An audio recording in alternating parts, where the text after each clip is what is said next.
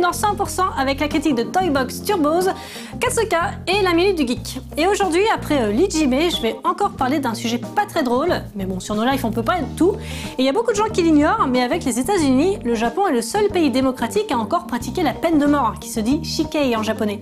Et oui, les mangas, les jeux vidéo, c'est bien joli, mais le pays a aussi des côtés sombres. Je vous en parle après les news.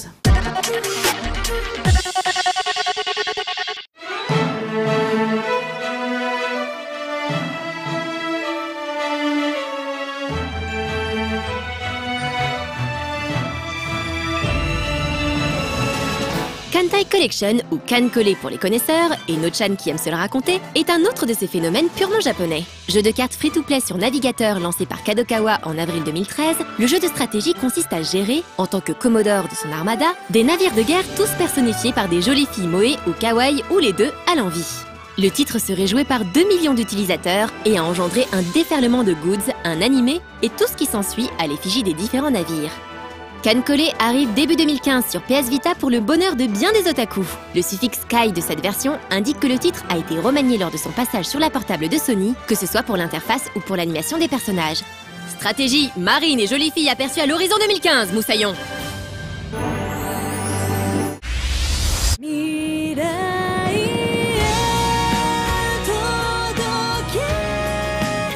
Rodea The Sky Soldier est un jeu développé depuis un long moment par Nakayuji, qui fut le lead programmeur de Sonic. Il faut y diriger un soldat amnésique capable d'évoluer en vol libre dans des environnements 3D. Le jeu de tir, jouable au sol et dans les airs, développé par Prop, est prêt apparemment dans sa version Wii depuis des années, mais ne fut jamais sorti sur cette console. C'est sur 3DS et Wii U qu'il pourra enfin trouver son public en début d'année 2015. Au vu de ces quelques images, on peut penser à Knights, le célèbre jeu de Sega. On peut rester circonspect sur le fait de devoir passer un jeu sur une machine différente et l'impact que cela peut avoir sur les graphismes ou un gameplay développé à la base uniquement pour les Wiimotes de Nintendo. Apparemment, la version Wii originale devrait également être accessible sur le disque de Rodea The Sky Soldier.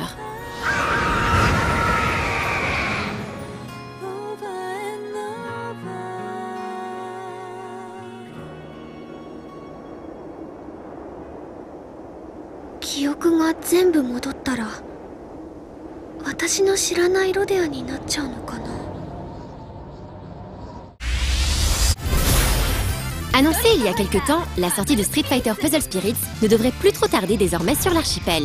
Capcom saura-t-il trouver un digne successeur à l'excellent Puzzle Fighter avec ce challenger à Puzzle & Dragon annoncé? Les bases du gameplay semblent très similaires au titre de Gun-Oh. Il faudra aligner les billes de couleur sur son damier en bas de l'écran pour déclencher les attaques de ses combattants sur la partie supérieure de celui-ci. La nouveauté viendra du fait qu'il sera possible de faire fusionner les boules Spirits qui, une fois transformées en boules Rainbow, permettront de déclencher des combos dévastateurs. Il sera même possible d'enchaîner les combos sur le damier et les pouvoirs spéciaux de ses combattants sans briser sa chaîne. À voir, smartphone en main, ce que cela pourrait donner. Le niveau d'addiction du jeu pourrait potentiellement être à même de faire paniquer quelques grands médias avides de sensationnel, qui sait.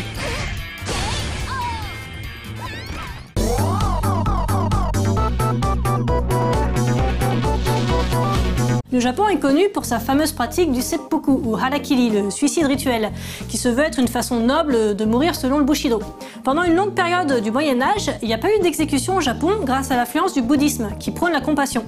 Mais c'est à partir de la restauration Meiji en 1868 que le système pénal occidental a été instauré et la peine de mort a été inscrite dans la Constitution après la Seconde Guerre mondiale en 1948.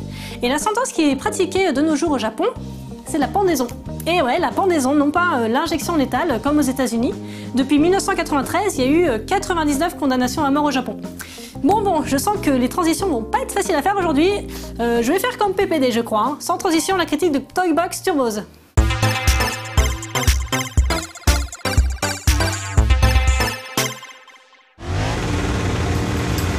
Vous vous souvenez des Micro Machines? Originellement des voitures miniatures pour enfants, ce fut également une série de jeux de course en vue de dessus qui connut son heure de gloire sur Super Nintendo et PS1. L'amour porté à Micro Machines vient de cette association entre jouabilité très arcade, vue de dessus pas des plus courantes, multi en local, mais également un cadre très original. Pas de balade dans des villes ou des pistes de F1 ici, mais des circuits dans des cuisines ou des salles de classe. Malgré cette aura, ce genre de jeu s'est fait assez rare ces dernières années, si l'on oublie quelques tentatives discutables sur PS2. Et c'est sans prévenir, après des années d'absence, que Codemasters annonça un nouvel épisode de Micro Machines il y a à peine quelques semaines. Oh, excusez-nous, nous voulions dire Toybox Turbos. Que les choses soient claires, malgré le changement de nom, le jeu que nous testons aujourd'hui est bel et bien un nouveau Micro Machines, le nom en moins. Même approche du jeu de course, même univers, sensations proches, Toy Box Turbos est clairement une suite de Micro Machines sans la licence. On y retrouve cette conduite très arcade et cette jouabilité épurée, utilisant seulement 3 boutons pour accélérer, freiner et utiliser un bonus. Des bonus en nombre insuffisant peut-être, mais très amusant à utiliser, que ce soit une classique mitraillette ou un aimant vous propulsant vers votre cible. La prise en main est immédiate et les sensations sont là, rien qu'avec ça, Toy Box Turbos est déjà un jeu de course plus que correct. Les développeurs ont aussi fait un joli travail sur le moteur physique et plus particulièrement sur les collisions avec les objets du décor, renforçant cette impression d'évoluer dans une version gigantesque de notre monde. Reste ensuite la question du contenu, et en gardant à l'esprit que Toy Box Turbos est vendu à 15 €, il est plus que correct. Les 18 circuits ont tous une petite particularité intéressante, comme un passage où l'on doit entrer dans un grille-pain pour se faire propulser de l'autre côté de la carte. Plus intéressant encore, les modes de jeu sont nombreux et tous différents. Nous avons bien évidemment les classiques courses contre d'autres concurrents ou time attack, mais aussi des modes plus originaux. Par exemple, le mode élimination vous demande d'éliminer vos adversaires, soit en les détruisant, soit en les faisant sortir du décor. Même s'il est bien plus amusant à plusieurs qu'en solo, Toy Box Turbos propose un mode 1 joueur proche de Mario Kart avec des coupes composées d'une succession de courses à terminer. Quant au mode multijoueur, il nous a laissé une impression mitigée. Les sensations sont là, tout comme le plaisir de jouer avec des amis, mais les courses sont limitées au seul mode élimination, alors que le mode solo en propose bien plus. Plus généralement, le jeu souffre d'un faible nombre de concurrents sur une même course, 4 au maximum. Quand les autres jeux de course arcade, au hasard Mario Kart, nous ont habitués à des courses d'au moins 8 participants, ce retour en arrière a de quoi décevoir. Ce sont les seuls gros défauts de Toy Box Turbos, la suite de Micro Machines qui en a tout sauf le nom.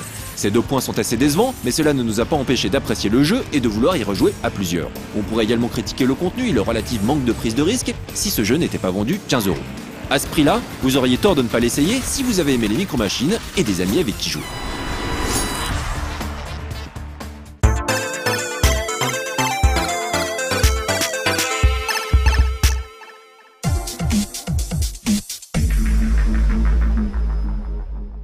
Pour être condamné à mort au Japon, il faut avoir commis des meurtres multiples, donc il faut le chercher. En plus de leur peine qui est déjà horrible, les condamnés sont totalement isolés du reste du monde pendant des années et des années. Ils vivent seuls dans leurs cellules et ne peuvent rencontrer leur famille qu'au parloir. Et en plus de cet isolement à rendre fou, ils ne savent pas quand leur sentence va être exécutée. Donc ils doivent vivre avec cette appréhension constante parce qu'ils apprennent le jour même de leur exécution qu'ils vont mourir. C'est très réjouissant tout ça. On va se détendre un petit peu avec Katsuka.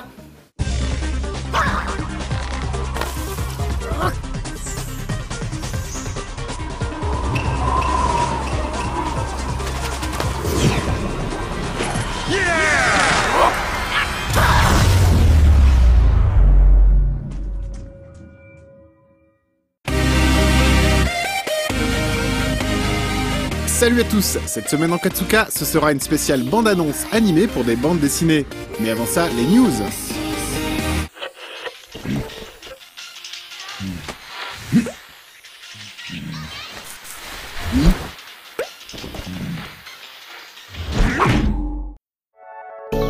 Le festival du Carrefour du cinéma d'animation démarre demain et jusqu'à dimanche au Forum des Images avec de nombreux auteurs invités et projections. De belles avant-premières de longs métrages seront proposées avec notamment Souvenir de Marnie, Lune, le gardien de la lune, Gus ou encore 108 Rodémon. Et comme d'habitude aussi, beaucoup de courts-métrages et de films d'école, de nombreux étudiants réalisant d'ailleurs un cadavre exquis animé pendant toute la durée de l'événement. Vous aimez les dessins animés? Oui.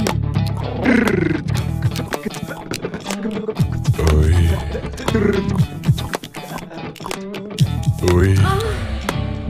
Je continue là? Oui. Oh, oh. Oh, baby. Bonsoir. Bye bye. Oh, oh.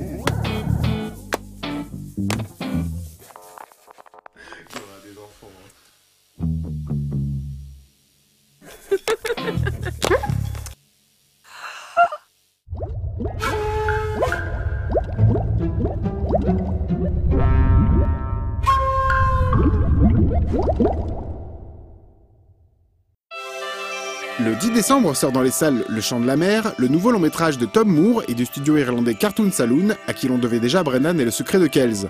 Le réalisateur a encore puisé dans des légendes celtes pour imaginer une histoire tournant autour de la mer et des hommes. Son expérience personnelle a aussi joué, le personnage principal du film étant notamment inspiré par son propre fils. C'est en effet avec lui qu'il a eu l'idée du film, quand un jour en vacances sur une plage, ils découvrirent des phoques massacrés par des pêcheurs qui les tenaient responsables de la disparition des poissons. Tadam! Bonjour, moi c'est Ben. Lui c'est Joe, mon meilleur ami. Il fait tout ce que je lui dis de faire. Enfin, presque. On habite un endroit très spécial, un phare, tout en haut de cette île. Je viens de découvrir quelque chose d'incroyable à propos de ma petite sœur Maina. Selon la légende, Maina est une Selkie. Hein? Qu'est-ce que tu viens de dire? Ta sœur est une Selkie? Vous entendez ça? Nous sommes sauvés! Tous les êtres magiques sont reliés à la Selkie. Vas-y, jeune Selkie, chante! Qu'est-ce qu'il y a? Je crois que c'est pas le bon manteau. Sans son manteau, la Selkie n'a pas de voix. Si elle ne peut pas chanter, nous les êtres magiques partagerons tous son funeste destin. Petit humain, tu dois retrouver le manteau de la Selkie pour qu'elle puisse chanter et tous nous sauver! C'est ma petite sœur, je dois la sortir de là. Viens, on va faire un tour à travers la brume. Je viens de voir de vrais êtres magiques. Eh oui, bien sûr. De lune et au soleil levant. Allez Ben, tu peux le faire. Entre ciel et terre, on chantera tout bas la chanson. Fonce, Joe! Mon petit Ben, tu es un super grand frère, le meilleur. Viens là, mon chien, viens là! Oh, j'adore cette chanson, n'est-elle pas charmante? Di, di, di, di, da. Oh, grand-mère.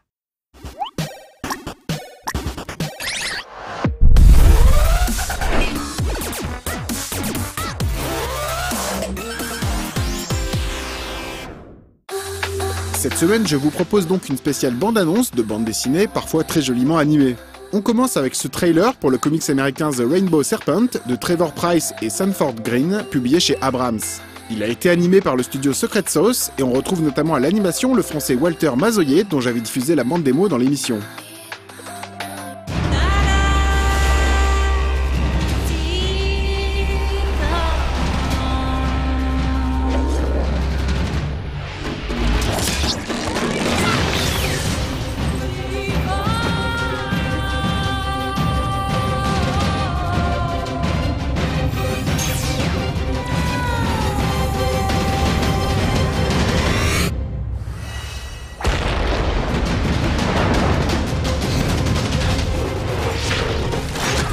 The Amphibians are mine. Let us see.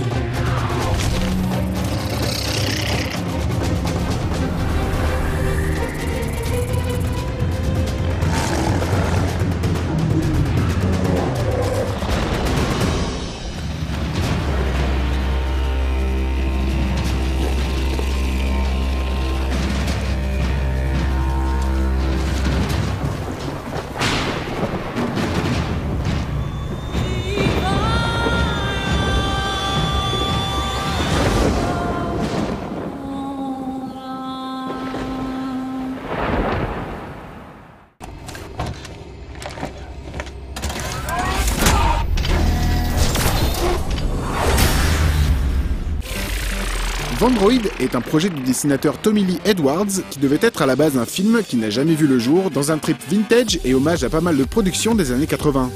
Son projet est quand même devenu un album musical façon OST, sorti notamment en vinyle, et c'est aussi aujourd'hui un comics chez Dark Horse pour lequel une jolie bande-annonce vient d'être produite par le studio Golden Wolf.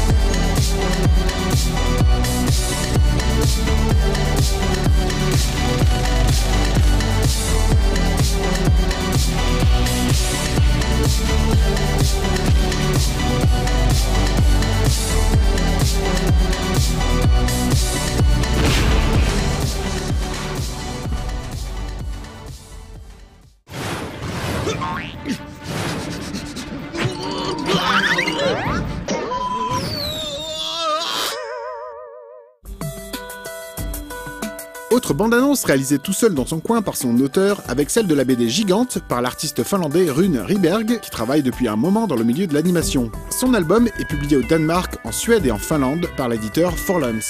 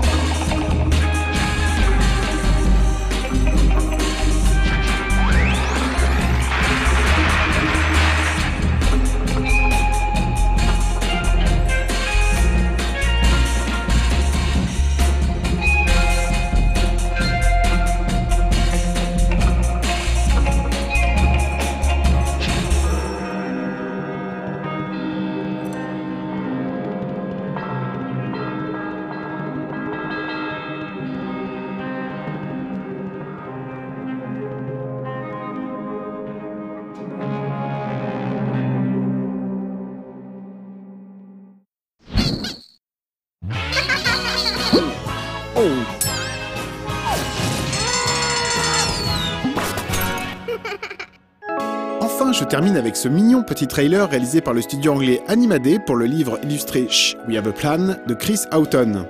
A noter que ce bouquin pour enfants est également disponible en France chez Thierry Magnier sous le titre Chut, on a un plan.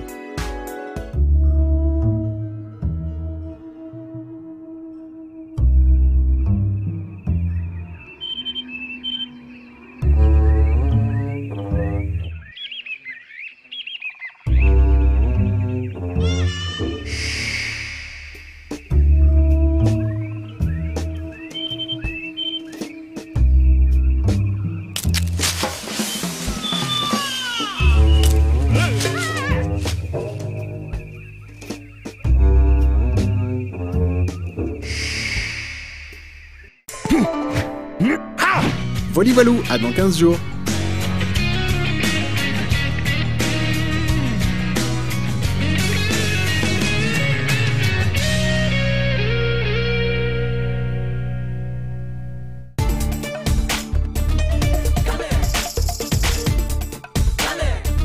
Bon, dire que les condamnés méritent ou pas leur sort, le débat pour ou contre la peine de mort, je laisse chacun juger par lui-même, mais comme dans les autres pays qui pratiquent la peine capitale, le Japon est très critiqué parce qu'il y a eu des cas où l'exécuté a été finalement reconnu innocent après la sentence.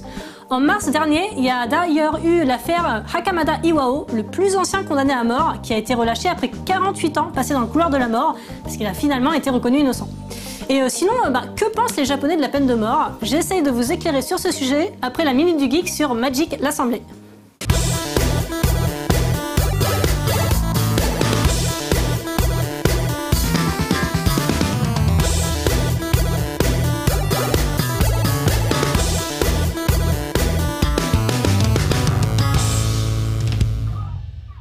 Les plus anciennes cartes à jouer connues sont d'origine chinoise et sont apparues durant la dynastie Tang entre les années 618 et 907.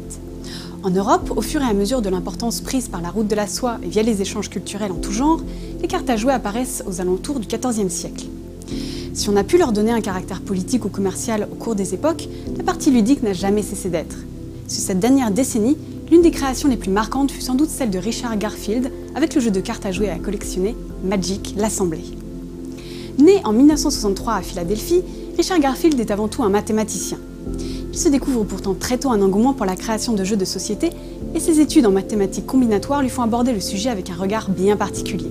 Parallèlement à ses études et plus tard à son poste de professeur agrégé, il travaillait sur Magic de manière très sérieuse durant son temps libre.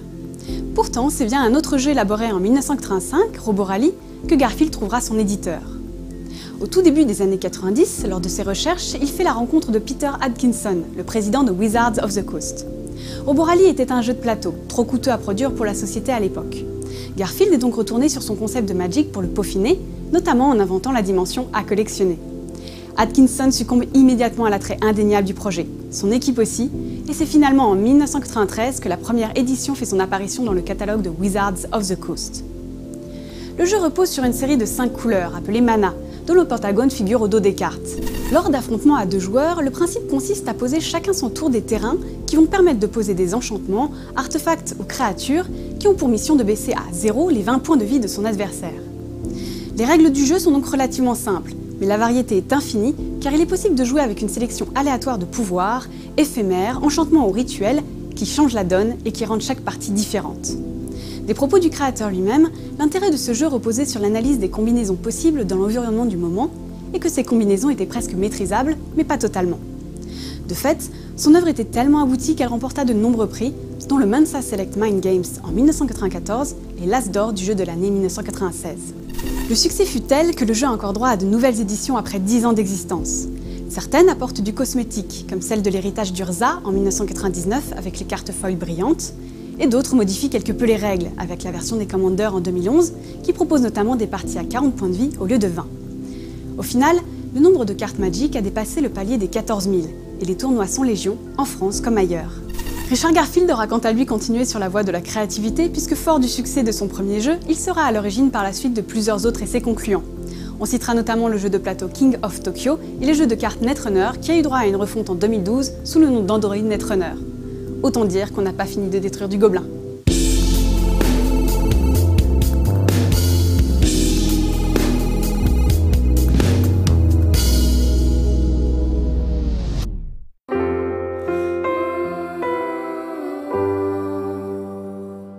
Au Japon, la peine de mort est malgré tout soutenue par l'opinion publique, en particulier depuis l'attentat au gaz Sara qui a eu lieu dans le métro de Tokyo en 1995. D'après un sondage de 2010, 85,6% des gens y seraient favorables, mais en même temps il paraît que c'est un sondage critiqué à cause de ses choix de réponses qui seraient orientés. Malgré tout, les Japonais semblent peu informés sur cette pratique dans le monde parce qu'ils pensent que c'est une pratique courante. Mais selon d'autres sondages, la moitié des étudiants seraient contre, et il y a bien sûr des mouvements et des manifestations anti-peine de mort. Donc comme partout dans le monde, il y a de tout. Sur ces belles paroles, on va terminer ce 101%. Donc au Japon, tenez pas gai, et même si je parle souvent des choses sympas et positives, c'est aussi intéressant de connaître les aspects plus discutables, n'est-ce pas? Voilà, demain c'est la 1500e de 100% avec David, je pense que ce sera plus gai pour fêter ça. Ciao!